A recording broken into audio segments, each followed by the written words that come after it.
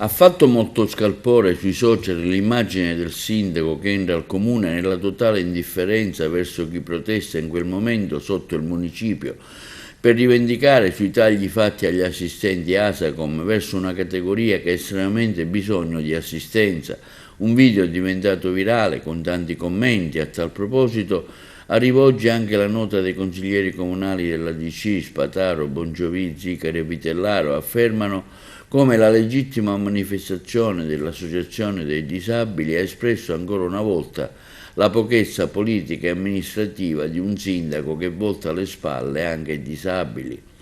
Quella foto del sindaco infastidito dalla presenza dei manifestanti e che gira le spalle agli ultimi, a quelli che hanno bisogno di aiuto più di tutti, resterà impressa nella memoria degli agrigentini. Altro tassello di una delle peggiori sindacature della storia di Agrigento, la peggiore. Su questa domanda saranno gli elettori a dirlo nella prossima competizione elettorale, cui dovranno ricordare non solo il sindaco ma anche tutti i partiti, uomini e donne, che lo stanno sostenendo in questo sfacelo amministrativo.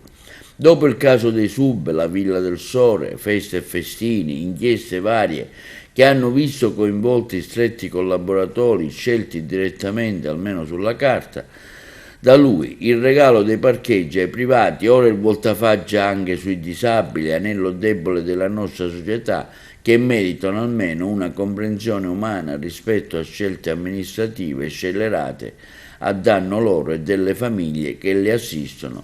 Questo è il nostro sindaco, quanto affermato in una nota stampa dai consiglieri della DC Spataro, Bongiovi, Zicari e Vitellaro.